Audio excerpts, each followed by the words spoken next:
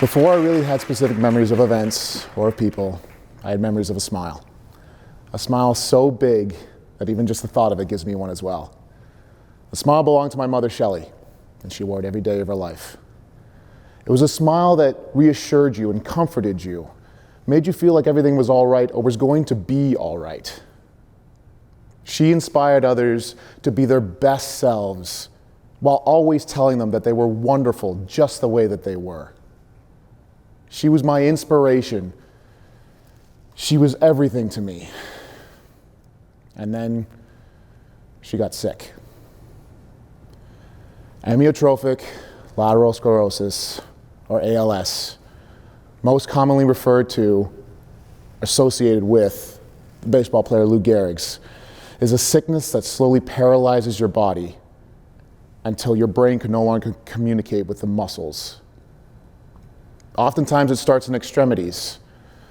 Sometimes it can start in the brain, which is referred to as dementia. For Mom, it started in her foot. She would brush it off and say that it would get a little too stiff after she watched a movie or she sat for too long. When it persisted, she went in to see a doctor. Now, the devious thing with ALS is that there is no direct way to test for it. A process of elimination must be used. So she went in for the first round of tests, and no results. And then the second, and a third. The whole time that this was happening, I didn't even register in my head that this might be something serious. I will never forget the night I got the call from my father. He told me, "Son, through all the testing that they have done, they're really not finding anything, and it's starting to look like it's ALS." Now, with most people, they don't really understand what ALS is, or they haven't really seen it a lot in mainstream media. But I had read the book, Tuesdays with Morrie in high school. And in that book, it details about a student going back to visit his old professor after he is diagnosed with ALS. His professor goes through everything that's going to happen to him and what life is like living with an in-home nurse. I had a very accurate depiction of what was going to happen to my mother. The woman who deserved to have a statue raised in her image was instead struck down by this horrible disease. It would start in her foot and work its way up. Eventually, she lost the ability to stand on her own. We did everything that we could for her. We got her specialized furniture, make sure that she could stand up. We got her a walker to make sure that she could walk around on her own, and even foot braces to make sure that her feet didn't drag when she walked. But eventually, she lost the ability to walk entirely. A while ago, when my mother's company that she was working for closed their Canadian division, she did something that she'd always wanted to do. She started her own business.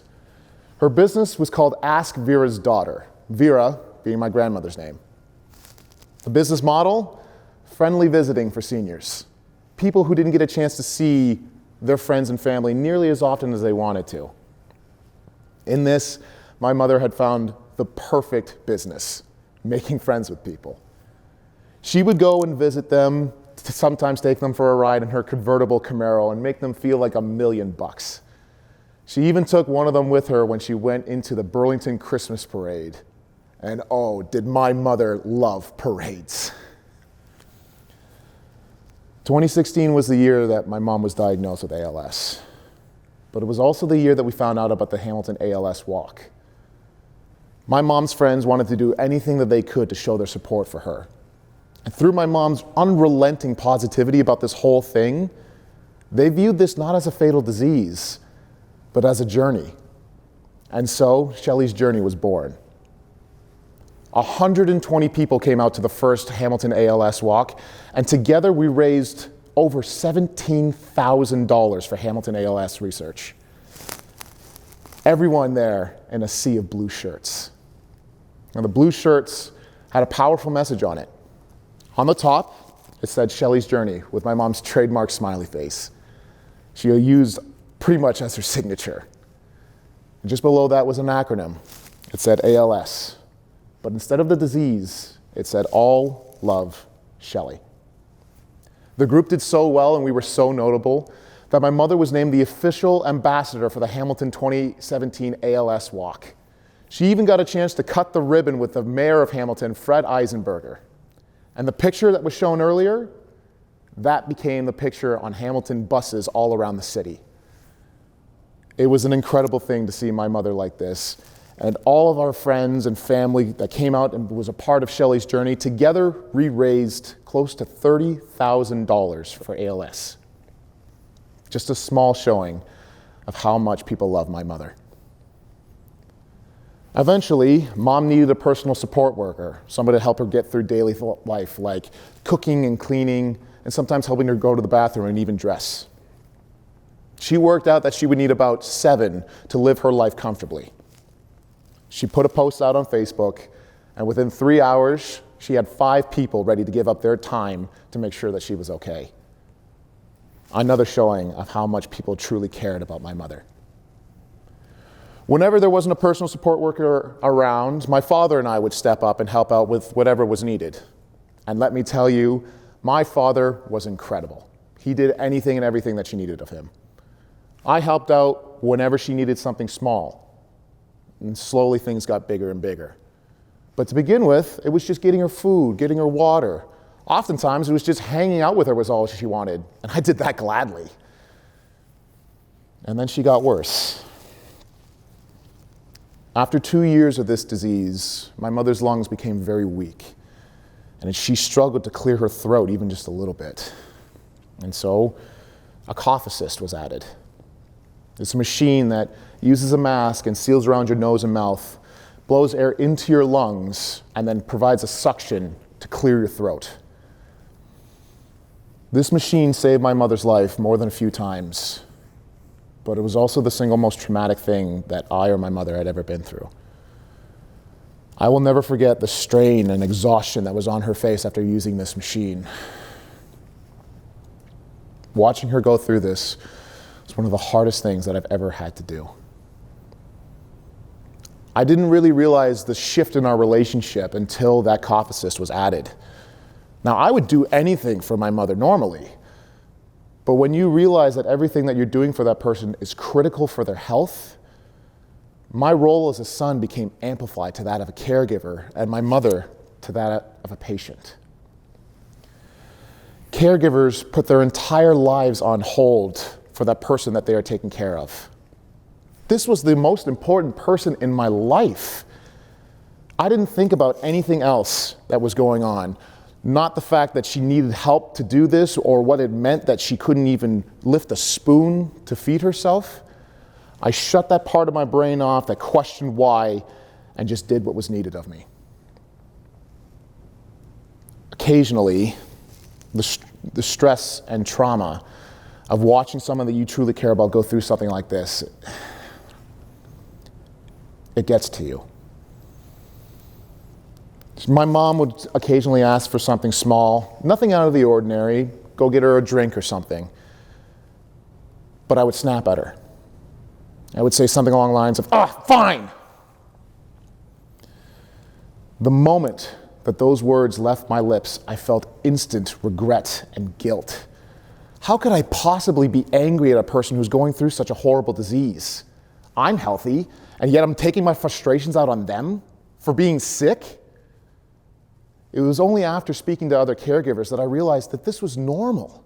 You're not angry at the person, you're angry at the situation, frustrated at the fact that they're going through this at all. And in some cases, already grieving because you know what's going to happen. My mother always used to say, take a break to all of her caregivers, even if they insisted that they were fine. Go read a book, watch a movie, play a video game, do whatever you need to take your mind off of things. You do yourself no favors, nor the person that you're helping by not taking care of yourself. You're not a bad person for feeling these things. It's completely normal. Take some time for yourself. As a caregiver, oftentimes you're not nearly as appreciated as you should be. You put your entire life on hold to help this person. And oftentimes it's helping them with embarrassing or personal things that person doesn't even want to acknowledge are happening. But in my mom's classic Shelley way, she always took the time to show her appreciation to us.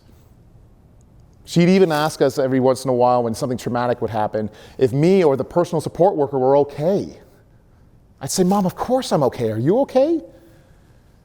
And then she'd smile and say something to me that she'd always said from when I was a kid. Tom, it could always be worse.